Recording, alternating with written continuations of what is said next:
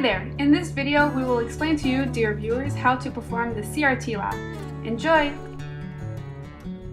So first off, you will need a power supply seen on the left and a cathode ray tube, also known as CRT. Make sure to also measure the length of the deflecting plates, the length between the plates, as well as the distance from the plates to the screen. These measurements will help you in the calculations later on. Using a few wires, you will need to connect these two things together. First off, connect the power supply to the filament providing the beam of electrons as such.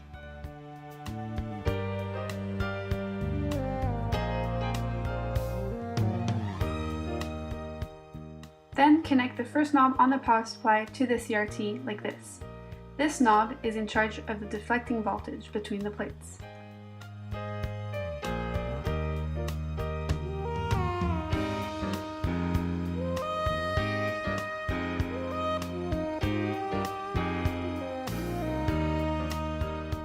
Finally, connect the second knob to the CRT just like this. This knob is in charge of changing the accelerating voltage, which will determine the speed at which all the electrons are shot.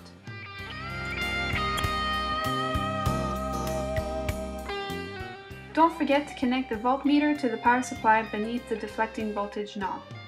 The accelerating voltage will appear directly onto the power supply screen. In this lab, you will need to collect 20 data points overall. The first 10 points will be found using a variable deflecting voltage while maintaining the same accelerating voltage. The other 10 points will be found using a variable accelerating voltage while maintaining the same deflecting voltage. When the deflecting voltage is equal to 0 volts, the beam of electrons will not bend. It will be a straight line. This is because the strength of the electric field between the plates equals 0. Using the same accelerating voltage as before, but now using a deflecting voltage of 40 volts, the beam of electrons will now bend. This is because the strength of the electric field between the plates was increased. Therefore, the electrons feel a greater force and bend more. So now we've reached the calculations part of this video. So this is how we're going to proceed. We're going to use one simple sample data point using an accelerating voltage of 100 volts and a deflecting voltage of 14 volts. This is a single point that you should use in your graph. The other 9 points you're going to have to calculate them yourselves. But this is only a sample, so just follow each step we're going to do according to your lab manual, and this should be okay. So we're going to start with step number 1, finding the potential energy of your electron. So if I were to do a drawing, this is what it would look like. It would be an electron going right through your accelerating plates. So as it gets in, it feels some initial potential energy, and we're going to calculate it. So your potential initial energy is equal to your charge times the accelerating voltage. So your potential energy is equal to 1.6 times 10 to the negative 19 coulombs times 100 volts, which should give you 1.6 times 10 to the negative 17 joules. So for step B, we're going to find the final kinetic energy of your electron at the end of the plates. So this is what happens. Initially, the electron has only 100% potential energy, while at the end it has 100% kinetic energy. So if you were to do an equation, Ui plus Ki equals Uf plus Kf, Ui would only be equal to Kf. So plugging in the value we had before, we can make it equal to 1/2 times 9.11 times 10 to the negative 31 kilograms times V squared. So we're going to isolate for V, which gives us 5.9 times 10 to the negative times 10 to the 6 meters per second. This is extremely important because you're going to use this value throughout the whole lab. So for step C, if I were to do again a drawing of what's happening, you're going from the acceleration plates all the way to the deflecting plates, which also has an electric field, which is going from positive to negative, which means your electron should feel a force, which should look like this. So we're going to calculate the force of that electric field, knowing that the voltage divided by the distance is equal to the electric field. So your 14 volts divided by your 0.0084 meters, that that is precise to your CRT and that you should know during your lab is equal to 1666 volts per meters. Using this value, we're now going to solve for the acceleration of the electron.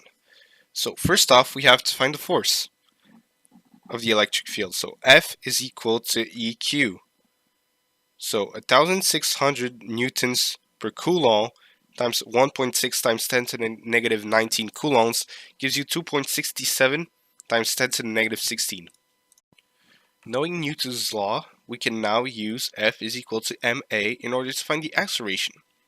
So 2.67 times 10 to the negative 16 newtons is equal to 9.11 times 10 to the negative 31 kilograms times a.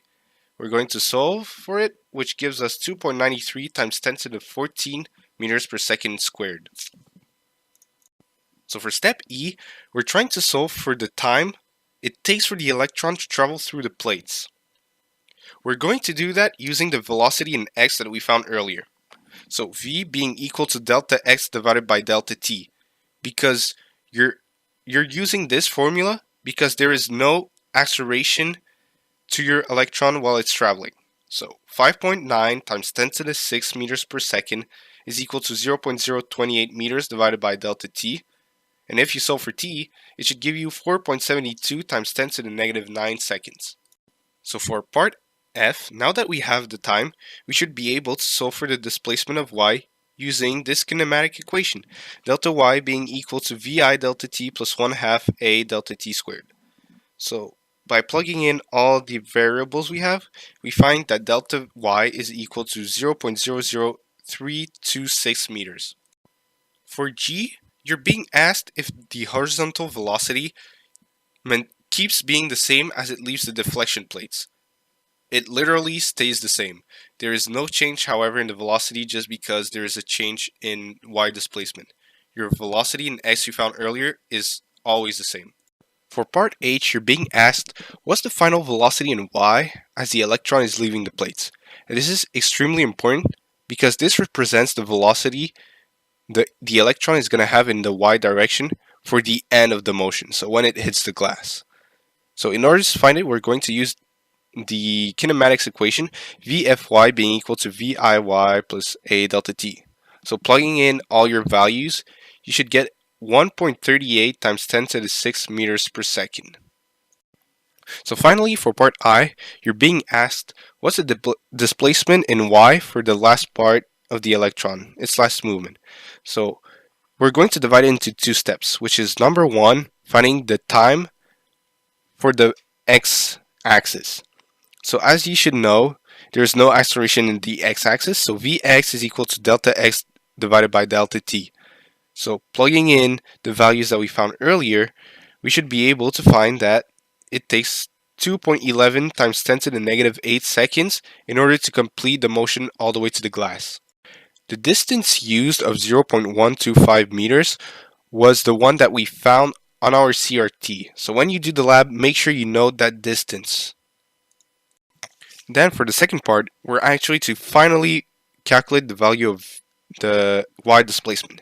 So using the kinematics equation that velocity is equal to the displacement in y divided by time, we're going to solve for y2, which should give you 0.0291 meters.